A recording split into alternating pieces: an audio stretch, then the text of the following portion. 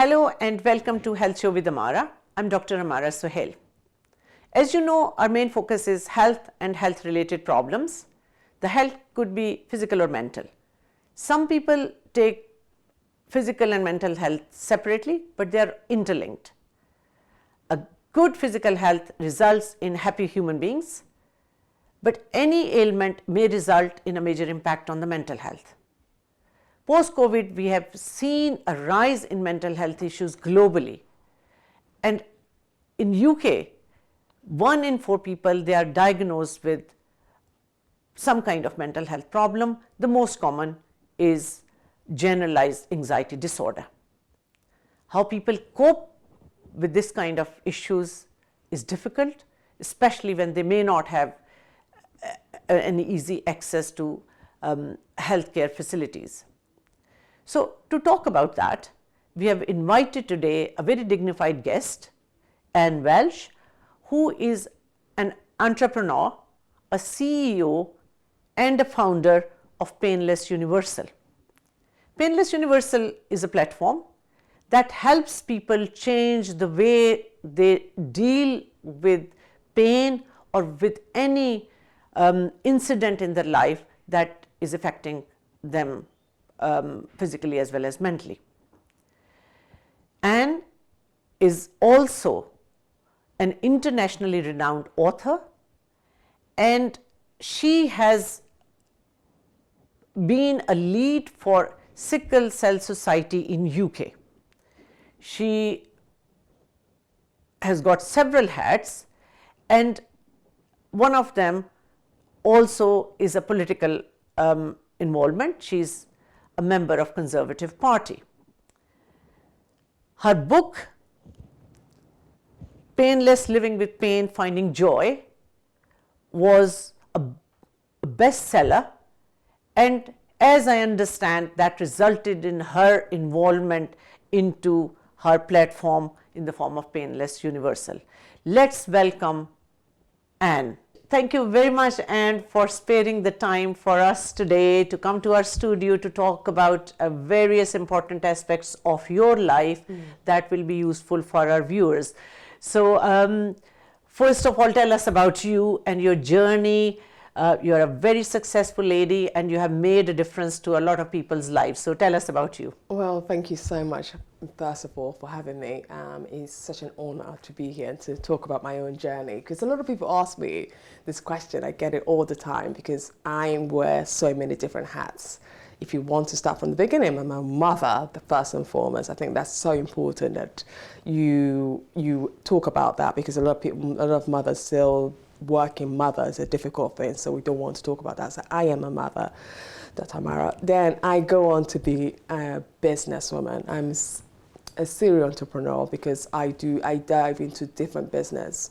But if you want to start from the beginning of my story of how I got into these spaces, I'm the CEO and founder of Painless Universal, which is an online platform helping people with physical, mental, and emotional pain. And that stemmed my own journey. I have a physical disorder, sickle cell anemia, and that caused me an enormous amount of pain. And I felt that I only got better because someone helped me to get on this path. And I needed to build a platform to help someone else. So I'm the CEO and founder of that organization. I'm an author. I'm a brand influencer as well. So I work with various brands around the world, influencing their beautiful product, because one of my passion is fashion.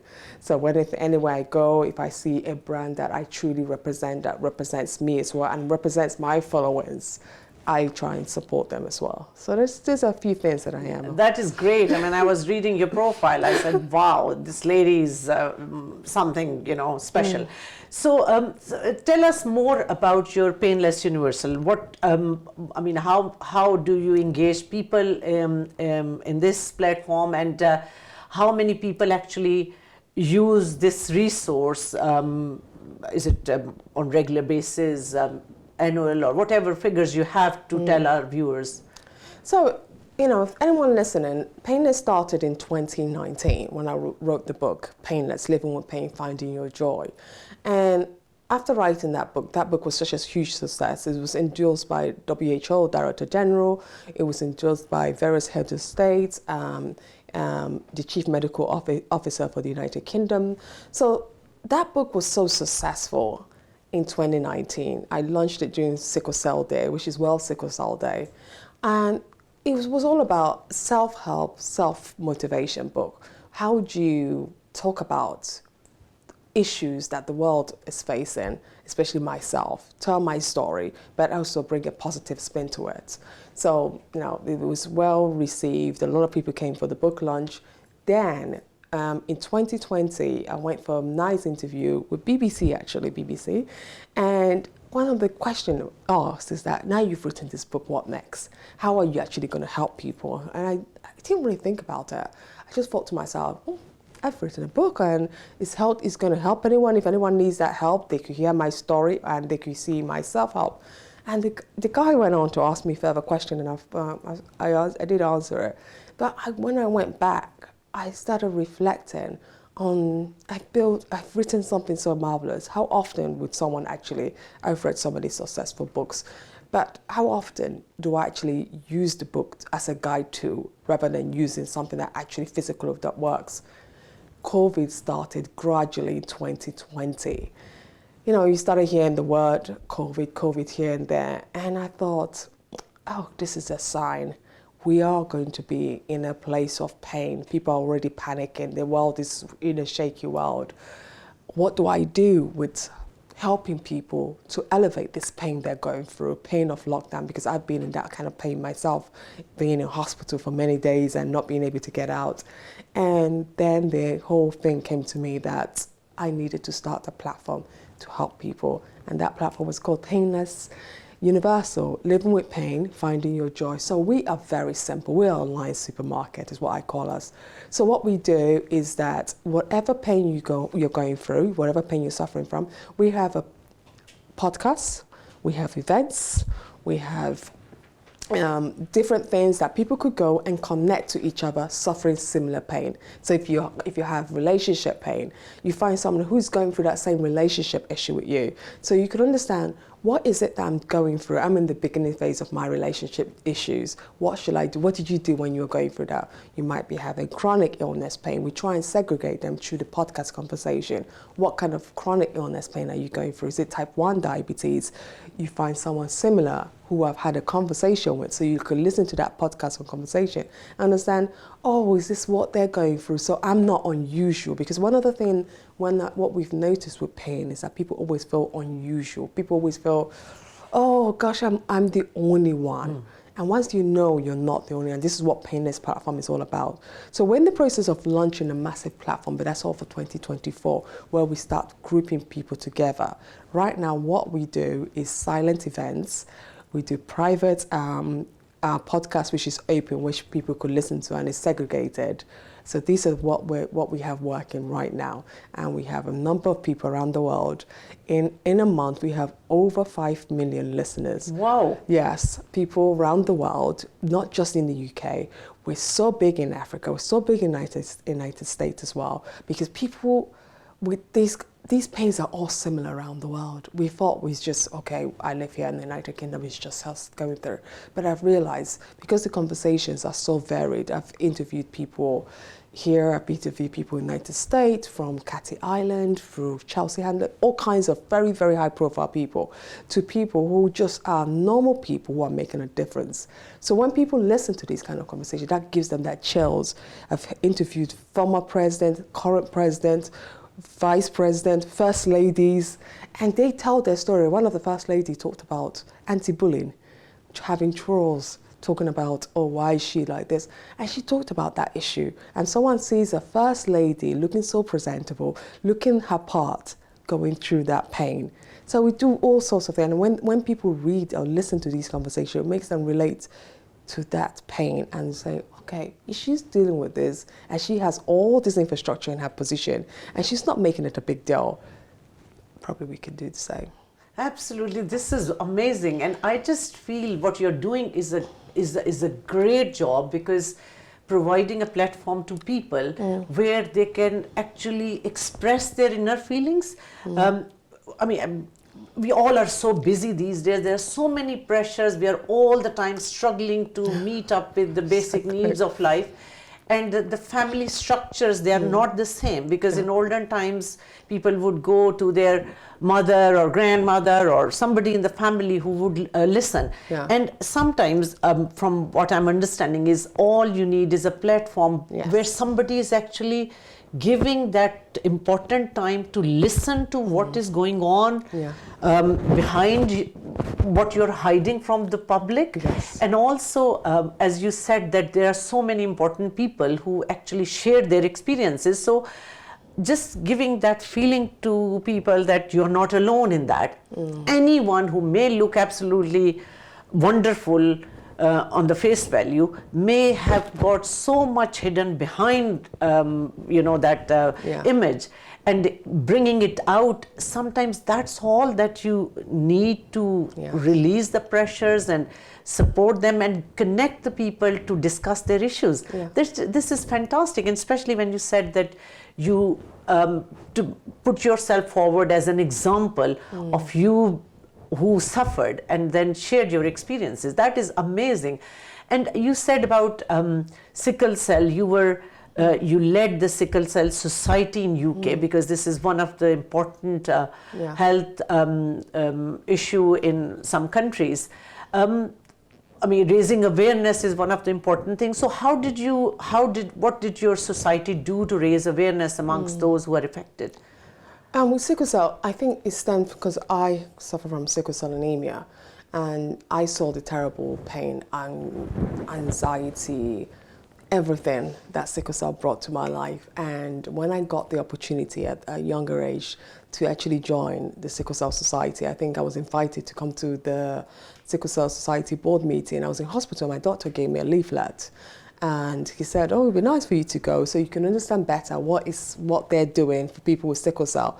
Because the thing is that we don't realize there's so much things out there to help you with whatever condition, whatever disability you might be going through. But sometimes it's the communication is not actually getting to people. And that's one of the things that Painless is very good at, is amplifying communication. We help not just inputting the podcast out there, but we work with various organizations to amplify their messages, making sure their messages get out there. So with sickle cell, after getting that leaflet, I studied it and I thought to myself, oh, I don't have time. Because at the time I was just, I was quite so young, not too young, but youngish. And I was working as an investment banker. I thought, oh gosh, I don't have time to spend and contribute to other things. I could, because the investment banking world, one of the good things they do, they involve themselves with various charity, and they ask you, do you want to sign up for this one, or do you want to sign up for that one? And I did sign up for a number of them. One of the charities I did sign up for within the organization was the diversity and inclusion, to work within the organization to improve that and make work better for those different people of different ethnicity. So I just didn't think I had that much time, but something said to me, look, Anne, this is something very passionate to you. There's so many questions you have in your head that you can't get answered. For example, when you discharge from hospital, what do you do next? How do you, if your family can't pick you up, is there a system in place where someone could actually pick you up and take you back home? Or your drug, sometimes you go to the pharmacy to pick up your drug and the queue there is so massive and you think to yourself, I can't wait for this, and it just need to be home in my bed. Is there a system where they could bring the drugs to your home? All kinds of things that as a chronic person, I just didn't see. I was getting the help, everything I needed my family to do for me. And without my family, I couldn't survive as an individual. So I decided one day, I called them up and said, I want to know more about your organization. They said, okay, come for the board meeting. Decided to go for the board meeting. I saw this thing, was a little bit crazy because I thought, oh my goodness, there's so much issues which I didn't know about, and there's also so much help. That's how I put my name forward and I got involved. I became the chairperson after a couple of years because I said, no, I need to lead this organization. I see they do massive great work, but I need to steer it as a person who's also suffering it. I'm not just staying here just as a sideline. I need to be part of it. So I led the organization for 3.5 years, where as a chairperson, I was working with the all-party parliamentary group. We had a chairperson there, and we're working with various politicians about amplifying, getting the prescription right so people with sickle cell could get their prescription lowered. We got in hospitals so no more doctors understood, because normally when a sickle cell patient turned up, they would have no clue what are the protocol that were needed for someone with sickle cell. So I helped with my colleagues and the board members. We all worked together to make that more easily accessible for them. So fantastic. Yeah. I mean, a role model like yourself, who is an investment banker in fashion industry, lead for sickle cell, running Painless Universal. Wow, the list doesn't end here. I see that you are an active member of Conservative Party as well. Tell us about that. How easy or how difficult it is to be linked with politics and doing so many other things as well. I think politics became in my blood when Lehman Brothers collapsed and I started my business, because I run two hats. People don't realize that. Painless Universal is just one organization which I've had, but I have my personal business, which is the consulting firm where we advise African leaders. And that's how politics got into my blood. I've been doing politics for a very long time, since I think so it's about 2009, but it was more global level politics. I've never done local, like UK level politics. But you live after COVID is when I really started to say I need to take an active role, because there were a lot of questions I had unanswered. I was always been a Conservative Party supporter, did everything to support them in any way I can, be it paying my membership fee. But just, when you are that attitude, I couldn't care less.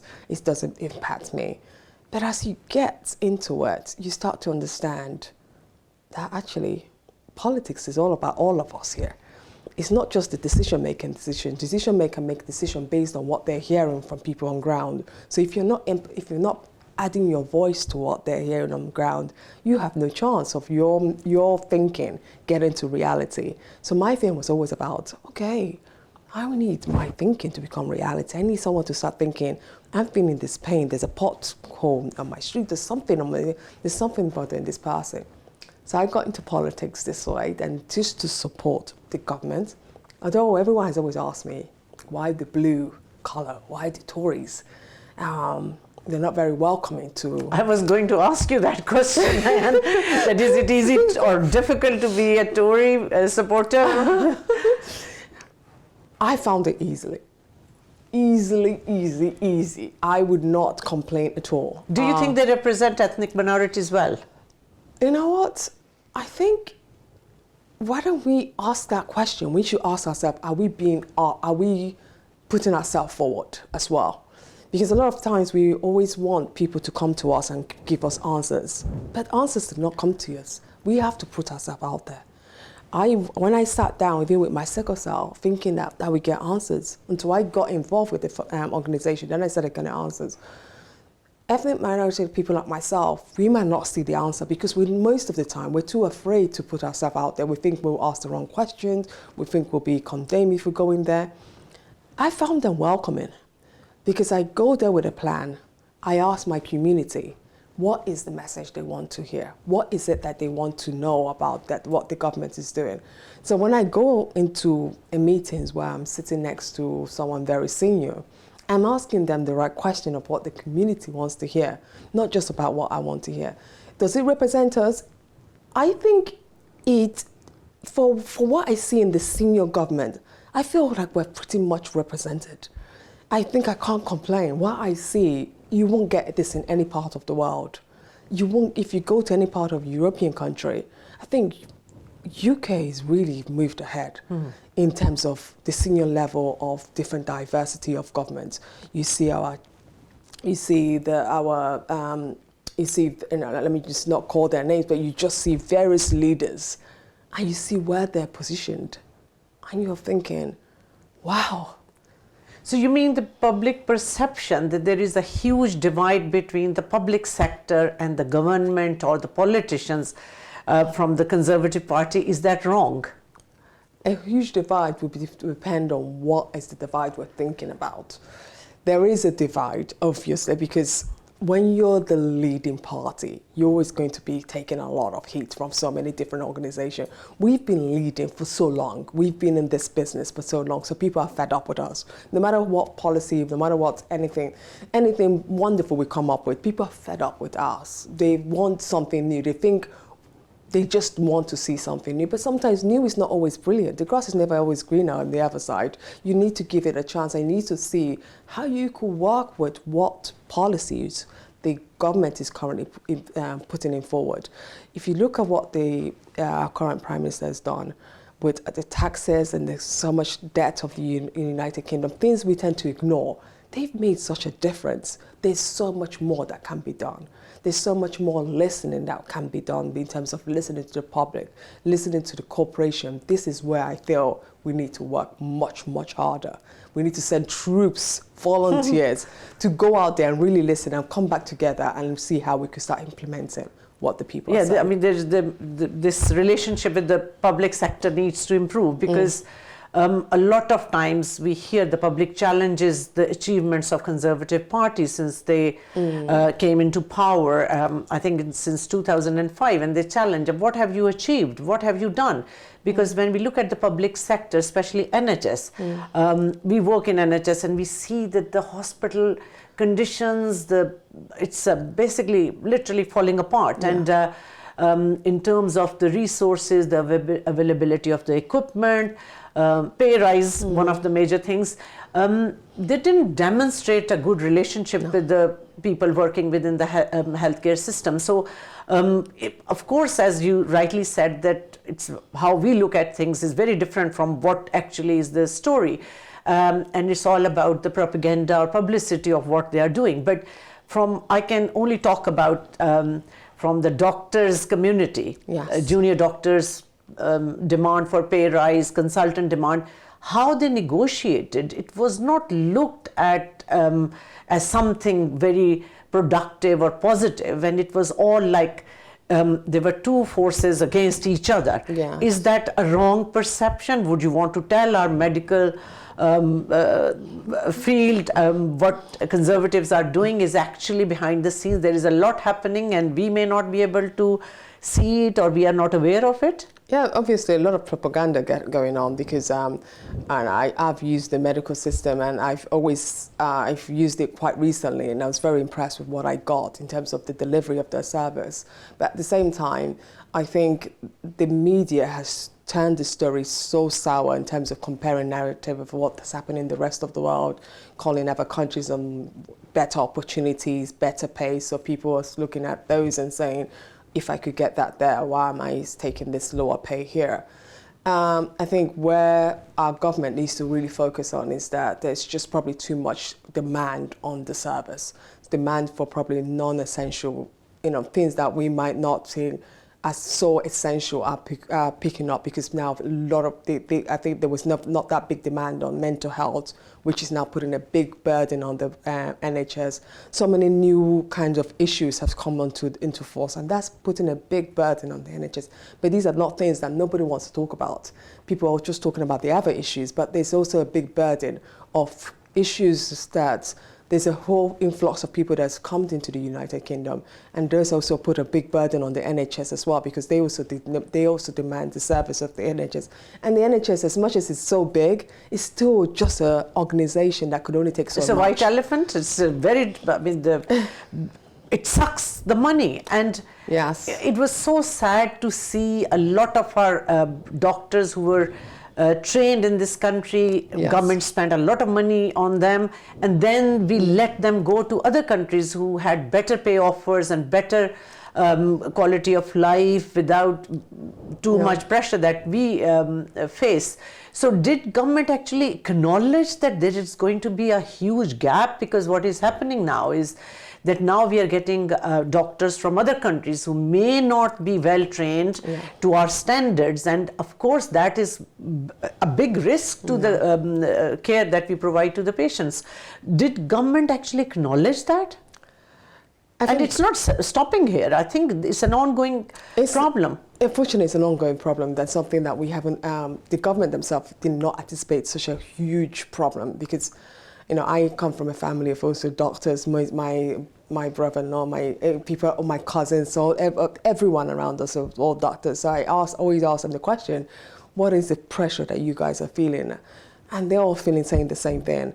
There's also there's a difficulty if you study here to get into medical school. There's also that difficulty. So a lot of people want to get into, but they find they're not getting the grades.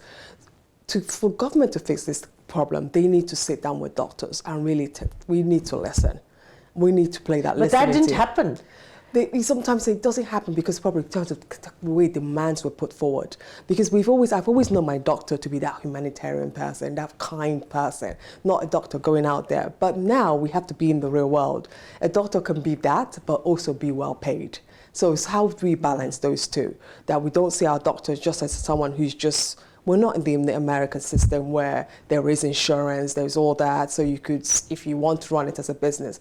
But when you think of your consultant, when I think of my own consultant, I think of my consultant as someone who is there to save my life. Thus, not my doctor consultant who's there to think about what he's earning, but it's my consultant who he's looking at me and saying, I want to save your life. But this is the ethics of this profession. That's Yes. what it's all about. But at the same time, the cost of living is going up so much. So this is where we need to build infrastructure to help them. We need to figure out what are their needs? How do we save and protect the very people who are giving us everything? We need to work on that. And I think that will continue to be an ongoing dialogue. We will have to, it will take a while. It will not be one size fits all, because we can't say we want to go into the private sector route, because that will not work well for a lot of people. We can't say we want to go so we just have to see how we look after the very people who are saving lives in the NHS. Absolutely. And because I mean, it's very important, and a lot of patients, they were on doctors' side because they have seen how doctors worked during the COVID period, irrespective of their own, health issues. They did not care about what they are exposing themselves to. It's just a job which is, if the government, the impression we were getting from doctors was that government thinks that they are greedy. They're not greedy. Their demand is just very basic. Exactly. To live a comfortable life where they can have their ends meet. And this is where I think there was some negativity about how government has taken this major issue so easily, and we just hope that they don't think that if they want to leave the country to go somewhere else where they are offered better pays, it's their choice, Yes. So we just hope that is not the case, and behind the scenes they are actually taking this matter seriously. So leaving the politics on one side, now I saw that you have got a huge following on social media, and you've got, I think, more than 1 million followers. How easy or difficult it is to be in the spotlight? It must be hard. The pressure. You know what? I've come from a background where when you don't think about too much, you just do.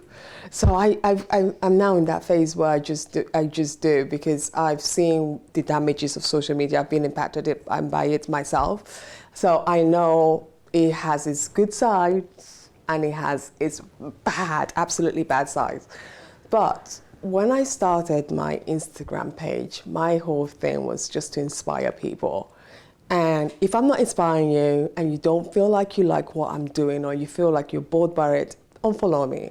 If you want to leave a negative comment, it's okay.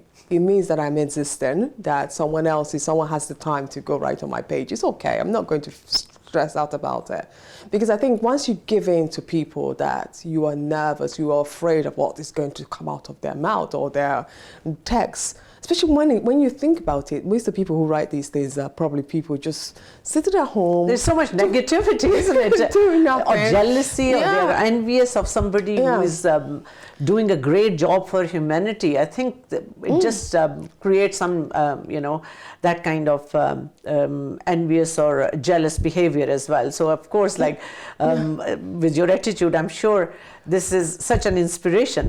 So, I mean, I'm sure what you have told us today is just a fraction of what more you do. Yes. But how do you manage your home life with your kids? You said you've got family and children. When do you get time to have a family time also? Oh my goodness. I think mothers today, in today's world, and no, not talking about politics, but I always, whenever I see any minister, I do talk about this. I say to them, you really need to protect young mothers. You need to protect them because the cost of living crisis, it impacts them the most, because they have to go to work, they have to look after their kids.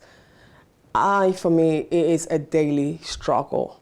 But my sickle cell taught me not to feel guilty about life. When you're in pain, suffer that pain. When you're not in pain, enjoy life. The same thing with my kids. When I'm there and I could give you 100%, I enjoy you. But when I'm not there, I think we sometimes see life as a very short journey. When I think about my mother, she wasn't with us because when we went back to Nigeria to stay for a couple of years, and she wasn't with us. She was out here in the United Kingdom. She was finishing her degree, and I thought to myself as a young kid, I will never have a relationship with my mother, that we rarely see her. She probably comes in a year. She'll come about 5 times a year. That's how long I will see her, probably in a month of that year.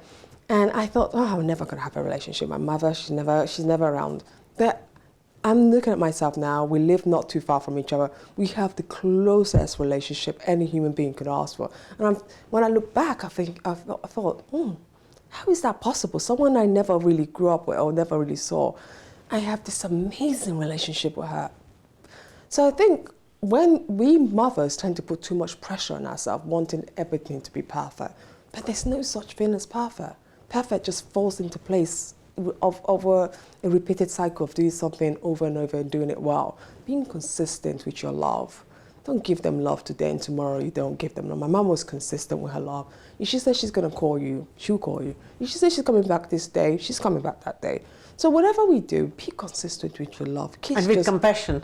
Yes. Because what kids I'm just want that. Listening to you is everything you do is with compassion. Absolutely. And there is no negativity. Whatever you do, you want to give your 100% to that. Yes. And that is what I think is basically a key to success. And this is what I think you are such an inspiration, I'm sure, to our younger generation as well as to our public, that nothing is impossible. Yeah. So would you, from that side, would you like to give a message to our younger generation on how to live life, get rid of the negativity, and just live with joy and happiness? Give a very strong message, because that's all we youngsters as well as we need, that kind of a message. Well, that kind of message will come from me, not will come from me, it will actually come from my son, who plays for ice hockey for England. And every time I look at him, he's only 14. And even if things are not going right, and I try to tell him off, he said, Mum, it's okay. Like, what do you mean it's okay? It's not okay. Don't you see all this difference? He said, Mum, it's okay. And I think for our message to my message would be, it's okay. Don't try to stress yourself. I know there's a cost of living crisis. Cut your budget. Live according to what you can. And this is what my father always said to me. He said, there's a price you pay for whatever you want to do, but you don't have, you must remember, there isn't a price you can pay for the consequences of your actions. So if you feel that you're going into a hard time, reduce your budget. If you feel that you're going into people or an environment that is not suited for you, remove yourself from there. And once you start to learn to subtract, and rather than always add to your life, you will see a massive difference. Because then sometimes in life we feel we need to acquire. We need more, we need more, we need more, we need more. Define your satisfaction level. We can't all get it all. Everybody has a threshold. Everybody has a threshold of what is it that makes you happy? Define that. And when you get there, learn to be happy there. Learn to say, I've achieved what I need to be in life. Fantastic. A message to the public who think that politicians or government is showing us unrealistic expectations. What is your message as a politician to them? There is hope at the end, there is light at the end of the tunnel, or how long do they have to wait before they see more positivity in life and things, tables turning? Regarding a politician, I always say politics is politics. You have to separate your life from the politician to try and make your life happy around them, because politics is politics. People will do whatever they taste to make their government, them sustainable. So as a government, we will always do what's right. I believe the government will do what's right. That is why I'm a Tory. I'm a proud one, because I think they do their best. Do they always get it right? No, because of there's certain things that we need to fix within ourselves so we could give more to the people. There's lots of opportunities, but I always say to people, politics is politics, and don't forget that part of the game. Fantastic. So I hope your views actually change the public's perspective of conservatives, that they don't represent ethnic minorities as well as the other parties do. I'm sure your words of wisdom are going to change many lives, and I'm sure there is a lot more we can explore, and we would love to have you again, because you are such an amazing and an inspirational lady. Thank you very much, Anne, for your time once again from Quews News, and we look forward to having you again. Well, thank you, Q News, and thank you so much, Dr. Amara, for having me. I appreciate this. So viewers, hope you enjoyed the show and you would agree Anne is an inspiration to a lot of us with her compassion, her contribution and hard work that she's putting in to make a difference in people's life. I have benefited from it, and I hope you have also learned a lot from her. So that's all for today. So goodbye for now. I'll be back with another show next week.